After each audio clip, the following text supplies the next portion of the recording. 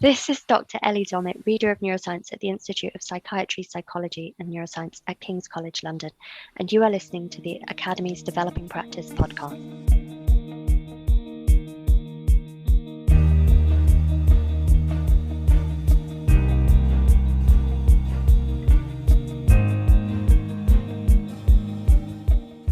Hello, in this episode, we chat with Ellie about her research into the legacy of lockdown and the impact this has had and will have on teaching and learning in higher education. We hope you enjoy.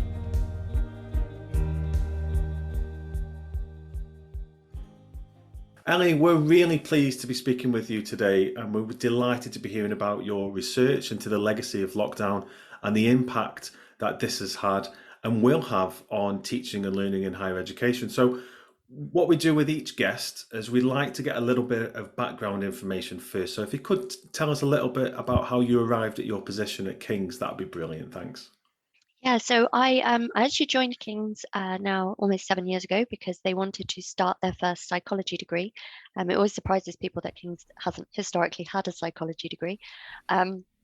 So I came to King's then, and I came from the Open University. So I had quite a long background in distance and online learning through a lectureship at the Open University, but actually going back even further, I'd been one of the OU's tutors, so doing correspondence tuition now for almost 20 years. And I think it's during that I kind of developed my interest, particularly in teaching. So I do research, as many academics do research alongside my teaching, but it was working with the OU to develop a kind of passion and an interest in teaching and evidence-based teaching, and then particularly in terms of online teaching and looking at the impact it has on a diversity of students, because the Open University probably has one of the most diverse student populations. And so then taking all of that and going into King's to be part of a small team setting up a new degree. Fantastic. And the degree that you set up at King's, was that online or was that pre-COVID? I mean, was that online or was that face-to-face? No, that was all face-to-face, but we have, right since the start of it, been perhaps outliers initially, because obviously now everybody's doing it a bit more, but we were probably outliers in how extensively we used our virtual learning environment and how we structured the whole degree really to be led by the VLE. So there was that sort of central platform. So that's always been the case pre-COVID for us, but the teaching prior to the pandemic was all in person. So obviously your recent research has been on the legacy of lockdown and the impact this has on learning and teaching landscape within higher education. So what prompted this line of research in particular? I think really, one of the things that universities are historically, and it's no one university or no one area of the sector, they're very good at not collecting evidence about how they teach. We do something a particular way because we've always done it that way, and somehow saying we've always done it that way is acceptable, and it wouldn't be. You couldn't sort of go into a hospital and say, well, we're going to try this drug. Well, why? Well, we've always tried it before. You'd have to have evidence for it. And I think the pandemic, what it offered was a unique and hopefully never to be had again opportunity to look at what happens when we suddenly shift teaching and learning online. And although it was a sudden shift, we've got to remember that HE and other elements of education have been moving this way for decades, very slowly. Education as a whole is very risk averse. And I think I once had somebody describe academics as pathologically hating change. And I think that's certainly true in many cases. But also, it's not necessarily a hatred of change, it's a capacity for change. The academic role is a very strange role. Whenever I talk to people outside of academia, I realize how strange it is, because they sort of go, oh, you do that, and then you have to do that. And it's sort of this very odd role. And so people haven't had the capacity to sit down and say, I want to explore X, Y, Z in the context of my teaching. And what the pandemic did was suddenly throw everything up in the air, and we were all very restricted in what we could or couldn't do. But it was in the direction that change was already going. So it seemed like a really good opportunity to look at we've done several projects. So to look at staff and student impact in terms of well-being and digital skills, but also specifically to look at it in terms of how we teach and start to say, let's think about this not just because we've always done it this way, but what happens when we do something differently? What is the student perception? What is the staff perception? And what could we take forward from that? Because I think it's fair to say that although several universities and individual academics will make a shift back to their pre-pandemic teaching, many won't. And there's you can't unlearn the last 2 years. I think many of us think it might be nice to forget it, but actually there's been some really innovative approaches taken. And why would we stop doing that now it's over? So it's just a prime opportunity to see what happens when change was forced upon a group of actually, highly creative and some excellent teachers across the sector. I think one of the interesting things around this opportunity to change is it's sort of being driven by students, isn't it? So we're having conversations at Liverpool at the moment where we've had students that have done their A levels or have completed their A levels during a pandemic and have successfully managed to navigate that online. Then they come into a university and they don't have they're not having the same maybe experience as what they would have done if it was pre-pandemic. And what we're seeing is that we're not having the attendance figures in lectures as we would have done, or even in practical things and lab-based things, because students are expecting that all of this will be done online, or they can catch up online. Are you finding the same sort of things at King's? Yes and no. So I think at King's, we introduced lecture capture back in 2015, and as I joined that year, I personally don't have the kind of pre-post data from my own experiences, but there were a lot of concerns about attendance dropping because of that. Because students could just watch it at home.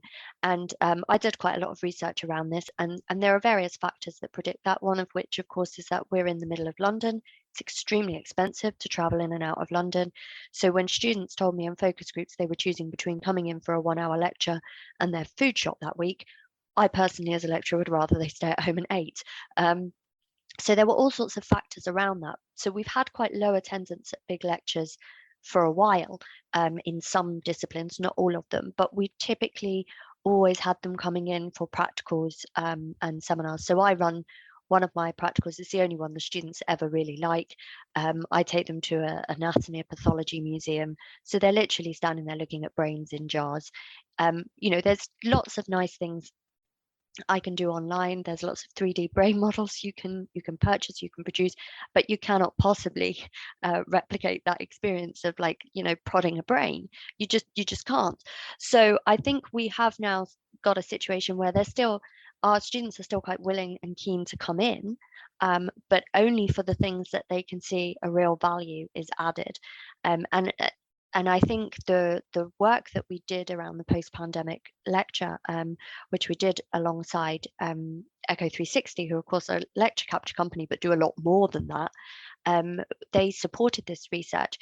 We found that staff were also of the view that, why get 400 students in a lecture theatre to talk at them for 2 hours?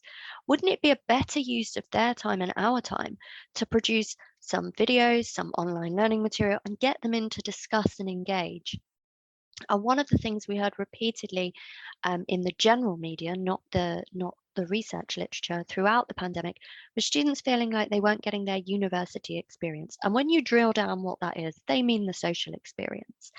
And yes, okay, you chat to your peers before and after a lecture, probably during it at times as well. But having them come in and sit through a lecture doesn't really give them much of a social experience. And I think that what we still will continue to see is that small group teaching, or even it could be quite large groups, but where they're working closely and collaboratively, that will contribute not only to their educational experience, but their social experience. And I think once that's recognized and accepted, students will be keen to come in for that. I can fully see how if you don't see the benefit, you don't want to come in. And that's not new to the pandemic. I think probably the students that did their A levels during the pandemic, they sort of also got used to doing stuff by themselves. But one area where we've got to be really careful at universities is is this idea that we should always be driven by student expectations. There's two things that drive university practice historically. One is because we've always done it that way, and the other one is it's because what the students want. And actually, if you look at the research literature around educational practices, some of the stuff the students want is not actually good for them in terms of their learning and their skills development. And a lot of the research, research is education research, I think, is a bit like psychology research, which is typically focused on weird populations. And I can never remember the acronym, but I think it's Western, educated, industrialized, rich, democratic countries. And so basically for psychology research, that's middle-class white females.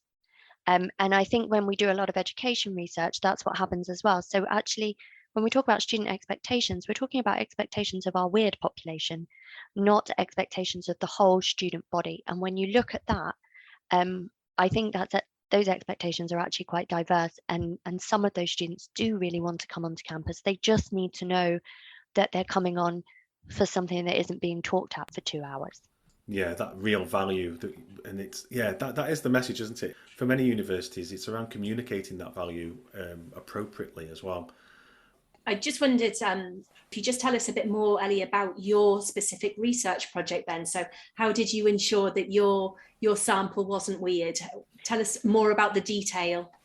So we've done a couple of research projects. The post-pandemic one focused on staff, so I think they were almost certainly weird in every sense of that word, because it was focused on academic staff. But we were able to sample from over 30 universities and staff at varying levels. The only inclusion criteria that we set was that they should have been teaching during the pandemic, because we didn't want to hear from people that had other people doing their teaching for them. We wanted to hear from the people on the ground. And so in doing that, we also, in an ideal world, we'd have probably done interviews or focus groups. But the beauty of researching in this context is that you do it pretty quickly because you have to. And obviously, it was all done online for reasons that we couldn't sort of go out and speak to people in person. But we made sure we were asking lots of open-ended questions. We made sure we got staff from a range of universities. So we did hit universities that would come under the Russell Group and the post-92s to make sure that we were seeing, because obviously the universities do whatever they say, they probably value teaching intensiveness differently in the different types of universities. So we did it that way to get away from, not necessarily get away from a weird population, but get away from a very similar population. So in doing that, we were able to ask people what approaches they'd taken, why they'd taken them, what they felt was effective. So although we had to do it as an online survey, we had lots of open questions. And just in terms of the data that we got back, we know that the universities were at quite different phases in their kind of technology enhanced learning prior to the pandemic. So some reported having no lecture capture technology at all. And so they sort of, we said, what's going to happen after the pandemic? And they said, well, the university spent all this money on it, so I guess we carry on, because they had to put it in very rapidly. Other universities were already using lecture capture. We're using other tools as well to support interactivity in live lectures, so polling tools and that sort of thing. So there was a lot of diversity in there, which I think it doesn't mean that your findings necessarily generalize to everybody, but it protects against one type of university or one type of teaching discipline affecting it. Obviously it's a survey, so you get that selection bias, so you always get a little bit of those that are really passionate fill it in, or those that are really annoyed, and sometimes they're passionate in their annoyance, so you get that nice spread. But that was how we got around it on that particular project. When we do work with students, again, we try and take across a whole university cohort, and we'll typically look at our data set to check we've got a sensible gender ratio of students perhaps with declared disabilities, because we would typically ask about that, ethnicity, widening participation, that kind of thing as well, which is really important to consider. Brilliant. And in terms of the findings from particularly the work with the academics, was there anything that really struck you as unique or interesting? Obviously, I think what you're saying is academics had obviously adapted their practice to their specific context, their university, their students. But is there anything that really stood out to you? I think there were probably a few things. The first thing is there was this kind of digital positivity, which I don't think had been there before. So certainly at King's, I'd led some research on lecture capture, and um, some of the focus groups, I felt like I was being lynched by staff. I was just asking the questions, and there was a lot of discontent around it. Now, that wasn't about the technology per se; it was about the policy, it was about the implementation. There's all sorts of things around it. But what we have generally seen, and is backed up in the literature, is that staff are less positive about things than students when it comes to technology in their learning. And post-pandemic, we found that staff generally had a pretty positive attitude to lecture capture technology. And when we asked why, we asked them if their attitude had changed, and if it had, in what way. There was this sort of sense of recognizing that it has a place. So things like recognizing for a student that has caring responsibilities, or a student that's poorly, rather than dragging themselves in or having to wait for the video to be available online, they can join in and watch it as a live stream. And I think we're all agreed that the extent of social isolation we had with COVID is not ideal. But I think also we don't want to sit in a cramped meeting next to somebody that's coughing and spluttering. So we want to give students and colleagues the choice to stay at home, and that was sort of recognized more. So I think there was this recognition that digital things could bring benefits beyond the one that's often touted around inclusivity. So that was the first thing. I think the second thing was the reasons people had for whether they would go back to what they had before. And what was really interesting was that those people that felt they were just going to go back to a post-pandemic lecture, 400 students sitting in a room talking at them, when you asked them why, it was never about the pedagogy. It was never about the student experience. It was always about practical constraints. So, the university are going to make me. The university say it's cost effective. We've got to get 400 students in. That's the only way we can do it. Or, now we bought the kit, we've got to. One of the more personal kind of practical reasons was, I've been wiped out for 2 years. I need to salvage my research career. This is the efficient way to do it. But all of the people that talked about wanting to take the lessons they learn and put them into practice. So there was a big emphasis on wanting to do blended learning and flipped approaches and much more interactivity. They all cited pedagogic reasons and student experience. So it seems that now we're at a point where we have this kind of conflict of academics and those doing the actual teaching. Many of them would like to take on board what they learnt and put it into practice when we go back into more traditional forms of teaching. But there are constraints, some around their own individual career, but often around the infrastructure they find themselves in. It's really interesting what you say there, Ellie. I mean, we're seeing a growing emphasis around the sector on delivering flipped or blended teaching. I think there's a university, I think it's Northampton, or I might be incorrect on that, who have abandoned large lecture theatres and have gone down the seminar sort of style. So what is the impact of this? What do you think the impact of this is having on planning for academics, for example? Yeah, I think it's a challenge on several levels. There is this big push. I don't think I have spoken to an academic at any university that's not said the university would like them to have more students. Nobody says, actually, we would like you to have fewer students. So there is this management of just what is small group teaching. We have situations where when we started our program, a small group session was 25 students. Through various factors, the program's now massive and we have 50 students. To me, that doesn't feel like small group teaching anymore. So I think it's about thinking what can realistically be done without somebody having to run lots of repeats of a session. Now you think, well, why does it matter if they have to run lots of repeats of a session? Well, if I run it 5 times, I'm going to really struggle to maintain that enthusiasm and engagement for that particular class.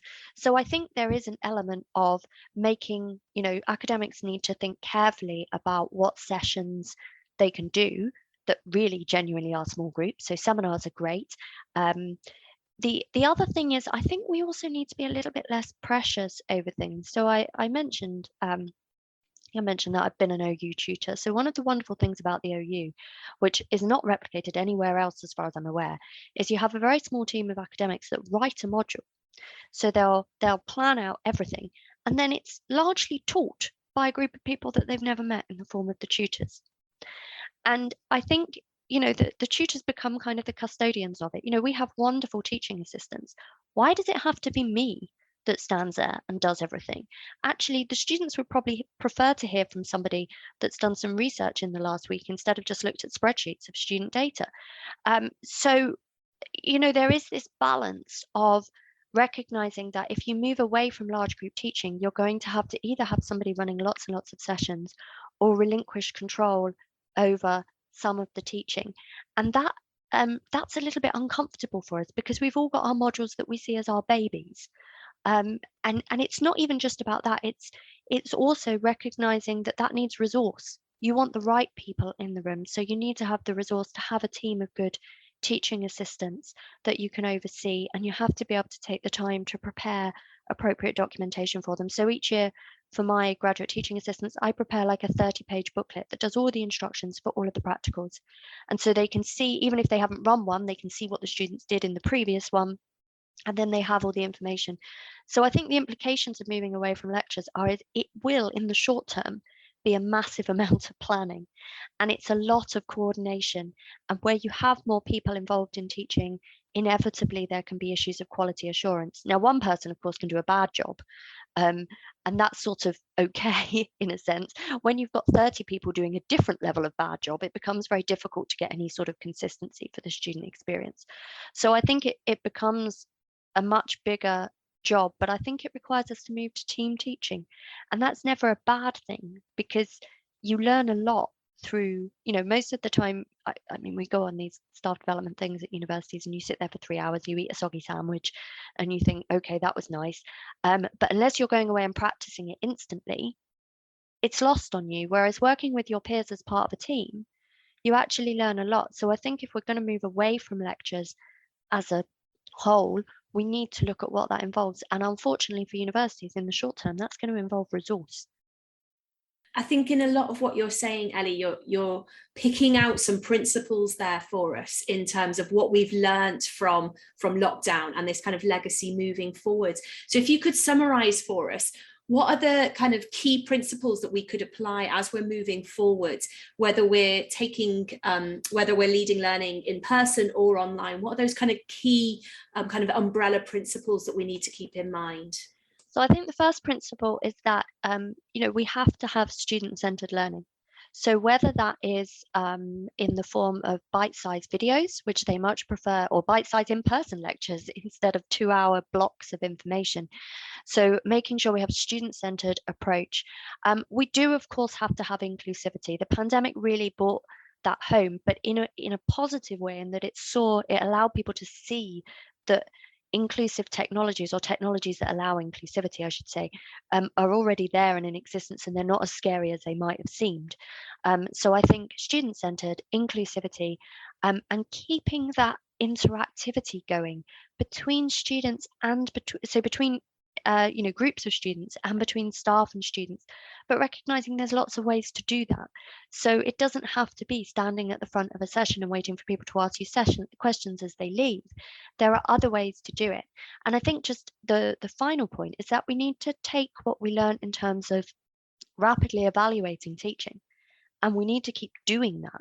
There are areas around inclusivity, for example, the use of captions, that have become a legal requirement. The evidence is pretty sketchy for how beneficial they are. We also know from some work we've just started to do, neurodiverse students are hardly ever heard of in the research or considered. And we know that what they find helpful may be different to neurotypical students. So how do you manage that? So I think it is student-centered, making sure we have interactivity between everybody in the learning sort of package, if you like, and continuously looking for evidence. They would be the key points. So we've been having the same conversations, Ellie, around the approach to using technology and how we therefore prioritise inclusion. And I mean, you've touched on that a few times. Are you seeing some real benefits of inclusion? Some things maybe that aren't the obvious when it comes to online, or where it comes to maybe the blended or flipped approach? I think to be honest, there aren't really the obvious benefits yet. We know, Right. so we ran a project that actually started before COVID and was accidentally quite disrupted by it, but it was looking at the benefits of captioning and transcripts being added to Echo 360, which is our lecture capture project. So we were able to switch them on and off as part of this experimental approach.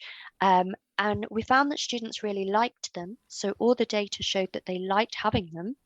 And they did give good reasons. So, for example, they talked about them being searchable, so they could learn more efficiently and they could revisit bits that they found tricky without having to scroll through or watch it at high speed to pick out the bits they're interested in. But when we looked at how it affected their actual performance, there was no effect at all. Now that raises the question of how do we class performance? And I would, probably be one of the people that would almost advocate a no grade approach in some cases, that actually this is about how well you learn, in which case, of course, taking into account student preferences makes perfect sense. But there wasn't anything in that data that suggested it was beneficial to any particular groups of people. They just all liked it, but they couldn't really give you, they could give you reasons why they liked it, but there was no objective evidence that it was any good. And I think in that case, we're going to have to look at inclusivity and say, how are we going to evaluate this? Is it going to be on objective, hard evidence? And I think that's going to be a struggle, actually, because, when we ask a student to sit an exam, we would consider that an objective measure of their performance. But actually, there's all sorts of reasons why that might not be a smart objective measure. So if we're just going to look at student preferences and attitudes and how much it allows them to learn in a way that they are comfortable learning, that obviously becomes subjective. We do know that students have reported sort of informally, so not through formal research, they do like the fact that the online things allow them to take a break and step away when they want to, or study in different environments. But we also know that for some of our students, they don't have a sensible study environment. So the more we put online and say, can you do this at home before you come in, we risk our most disadvantaged students being further disadvantaged. So I think inclusivity is a funny thing, because we'll go to all these efforts to include people and accidentally, I suspect, exclude some other people. So there's going to have to be a balance. And actually, probably the answer is to have multiple approaches where a student can choose to engage with the ones that work for them. The challenge there, of course, is going to be empowering the students to make an informed decision on that, which I think Yeah. is a whole other minefield. Yeah. Yeah. Is there another challenge around the work involved in creating the different modalities for students to access? We have a conversation quite regularly about what do we do with those students who are technology poor, because the more we do online and the more we think we're increasing the inclusivity, the more detrimental we could be to those groups. Yeah, absolutely. So we also did some other research, again, during the pandemic, but sort of not related to it, where we've set up a new digital skills program, and we looked at how the students evaluated that program, and we found some really interesting things. So, for example, certain groups of students in terms of ethnicity felt more benefit to the program, but interestingly, they weren't performing worse than the others in the first place, but they perceived a greater benefit. So we know there are differences. Also, there's differences in terms of, as you might expect, digital skills. The main factor that develops them is somebody's digital immersion. So if you come from a home where there is more than one laptop, there's tablets, there's loads of mobile phones, you're more likely to be digitally able to some extent than somebody who hasn't come from that kind of background. And I think that is a real issue. One of the things that we implemented for our online open book exams in the most recent exam period, following feedback from the lockdown, was we actually said, if you haven't got a suitable study space at home, come in and do the online exam and we'll keep a room quiet for you. We're not invigilating because this is an online open book, but we'll keep it quiet for you. And that wasn't even necessarily about, do you have the technology or the broadband at home? That could be, and we did have it, where a student's broadband provider decided to do some work on the day of the exam. So they were able to come in and do their thing there. But I think we need to the more we shift online, the more we have to integrate digital skills training for everybody, so staff and students, and the more we have to have facilities in place for students to have, for example, long-term laptop loans. We have laptop loans, but it's for 72 hours. Well, that isn't going to be enough if you need to type up your dissertation. So making that kind of setup available, and recognizing, of course, that digital natives do not exist. We've got some very digitally able staff and students, but we've got some that are very not digitally able, and then we've got some that think they are but actually aren't. So there's a need to get that balance right. Just assume the starting point is nowhere and go from there, and if you assume that, you can't really go wrong. It's a fascinating topic, that around digitally native. We've been looking at the same thing with our staff groups as well, and being obviously a staff developer. But you're right, the spectrum is massive.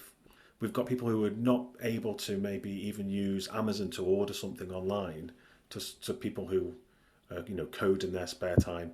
So it's a massive rabbit hole for us in terms of developers about where do we target our provision.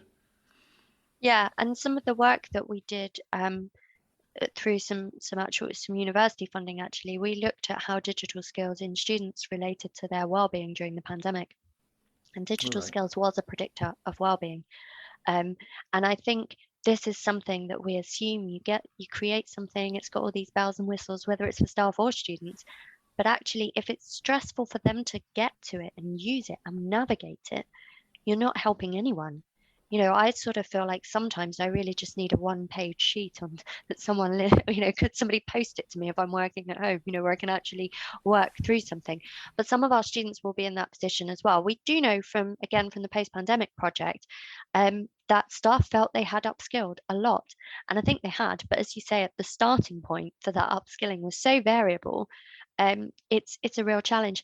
And we've also found ourselves working, like I've worked for 2 years now on a laptop, whereas because before I was setting up the VLE, I had my kind of two massive screens. Trying to set up the VLE on a laptop when I wasn't allowed to go to work because of the lockdown was a really painful process. And then you start to make mistakes on it. And of course, it takes 2 seconds for a student to spot that. And you're sort of like, well, actually, I'm trying my best. But we have got to take that into account. I think we actually also, one of the nice things that should come out of this, whether it will, I don't know, is that I think we all have to be a little bit more forgiving of the quality of something. So one of the things staff said was that having to suddenly put all their videos online, they sort of realized it doesn't have to be like a Hollywood production. Students were quite happy just to see them on Teams, on Zoom, talking through the material. Whereas before they'd sort of felt this pressure. And I think part of that comes from the kind of staff development we have, where they go, here, you can create this. And it's like a kind of Oscar-winning film. And you think, actually, I really can't create that. But staff have recognized they don't have to do that. The importance is they are there and they're engaging. And if one of the slides does something funny or the audio is a bit crackly, students actually don't mind if they still feel they're getting value from it. Yeah, absolutely. Matt and I are both in staff development, and I know we both made that move, probably less so for Matt because his videos are professional, but for the work that I've done, putting out videos which were really kind of rough and ready was a massive relief, wasn't it? And you could just get your work online so much quicker than feeling that it had to be this glossy, beautiful production. And we've definitely kept that in a lot of our work of, just popping videos up that are just us. With no kind of production behind it. Ellie, there's loads from your experiences and from your research that we can draw from and reflect on and think about. So thanks so much for sharing so much of that with us. So moving forward, as we emerge from the last 2 years, people keep telling me that COVID's over. I'm not sure that it is, but this is kind of the direction that we're heading in. How do you think it's going to settle in terms of the lasting impact on the teaching and learning landscape in higher education? I think there's going to be sort of both individual and sector-wide lasting impacts. I think we have, as a sector, the staff have upskilled massively. And I think as difficult as the last 2 years have been, that upskilling has been welcomed by everybody. So I think we'll start to see people perhaps pushing boundaries a little bit more, being willing to try something different, because when it was forced upon them in less than ideal circumstances, okay, things weren't perfect, but they were good enough in many cases. And just having that reassurance, I suspect we'll start to see higher education becoming maybe a little less risk averse and a little more innovative, which would be fabulous. I also think we'll start to see more diversity in teaching and learning approaches. I would love to see a move away from the conventional lecture when it isn't supported by the evidence for a particular thing. So I absolutely am not saying we should not have conventional lectures. Sometimes they're great and they're exactly what's needed, but considering how to make that a more appropriate method in some cases would be good. And then finally, I just hope that the people that have put in a huge amount of work over the last few years, the academics that have done that, I hope that they'll be able to take stock, do some evaluation of their teaching, and make sure that whoever needs to hear about that hears about it, whether it's peers through peer-reviewed literature or senior university leadership, making sure that what we've learned doesn't get forgotten, because the only way we're going to change this is if the people at the forefront, those who are actually doing the teaching, push for that change. If not, it will be all too easy for us to go back to what we had before. Yeah, it reminds me of a story. Or no, it's not a story. It's a bit from a book by a guy. I'm terrible with author names, but it's a book on change. And you mentioned right at the beginning, didn't you, about academics being, was it pathologically adverse to change? I think was the term that you used. And the bit in the book says that some people are like palm trees, and that when the storm comes across, the palm tree gets buffeted by the wind and the waves, and it flexes and bends, and it does that in the middle of that storm. And when the storm has passed, it returns to its original position. And that's the danger, isn't it, with this? That we all just very easily snap back to 2019 and think we can continue as we were. Because I'm with you, Ellie. I don't think we can. I think we would lose an awful lot of innovation if we did that. Yeah, and I think we have still got a lot to learn. One of the things that was my bugbear throughout the pandemic was when you looked at the major popular publications, they all, when they wanted to talk about the transition to online learning, they went to Oxford, they went to Cambridge, they went to UCL, and they sort of said, oh, there's new distance and online learning. And I thought, firstly, it's not new. Secondly, why aren't you talking to the world leading experts at places like the Open University? If you're going to talk about this, I'm not saying Oxford, UCL don't have fabulous things to say. Of course, they probably do, but other universities were being overlooked. And I mean, you mentioned Northampton earlier. They have been pushing the boundaries of teaching really well for a long time now. And I hope that one thing that will happen is that the right voices will get around the table here. When you take away the pomp and the circumstance of the lecture, when you take away the kind of, we'll do this because historically that's what we've always done at this wonderful historical institution, when you strip all of that away, let's get the right voices around the table to actually innovate education.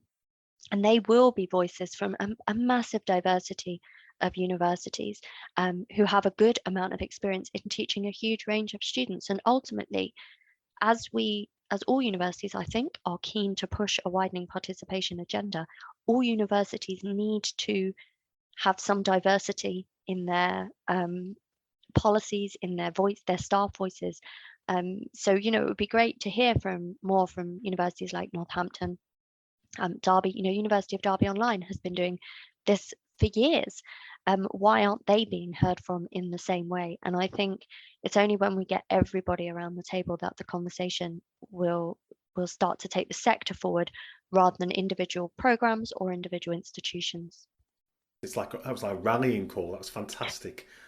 Thanks for everything that you've discussed with us today, Ali. This podcast is the Developing Practice podcast, and we like to finish each episode in the same way, where the guest gives us 3 or 4 take-home tips that the listeners can take home and reflect on. So if you do have a few tips for us, what would they be?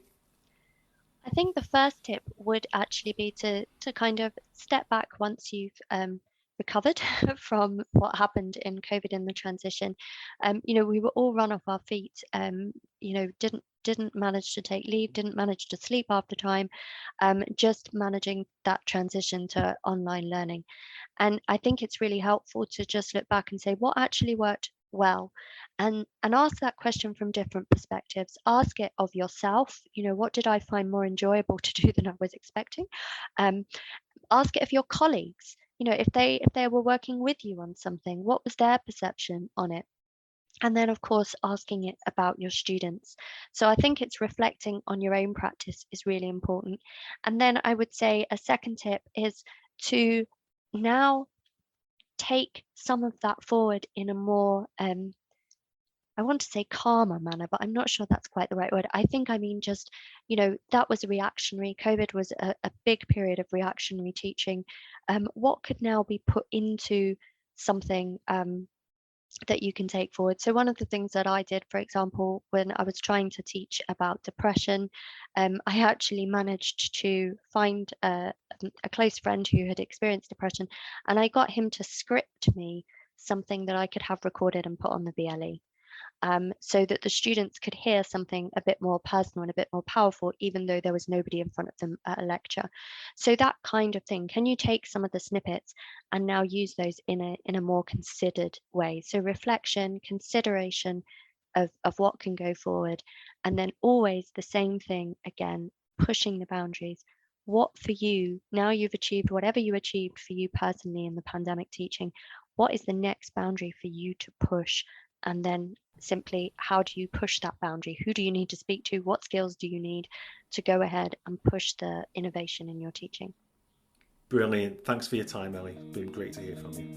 Thank you.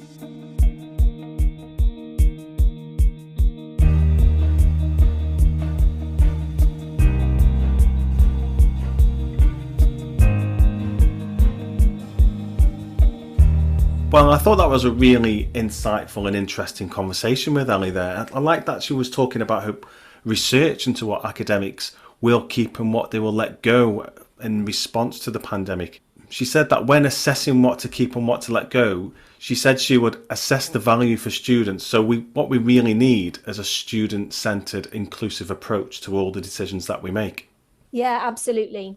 She also said in relation to that the overwhelming outcome of her research showed that academics who'd indicated that they were going to go back to the pre-pandemic ways of supporting learning were often doing this for legitimate reasons. However, they were never pedagogic reasons. Well, there's lots for us within that recording to think about and reflect on in terms of our own personal practice. If you'd like to take your thinking further, we've added some resources to the website on a specific podcast reading list, which you can access at liverpool.ac.uk/the-academy/podcast. Also, we'd love to hear what you thought about the episode, so please do tweet us at LiveUniAcademy, and you can also find us at eLearnerMatt or at Alexandra_Owen on Twitter. Yeah, and we're really grateful for those who have already taken the time to either rate or review our show in your podcast provider's app. But if you haven't done so already, please do review the show, as it really will help others find us. Bye for now.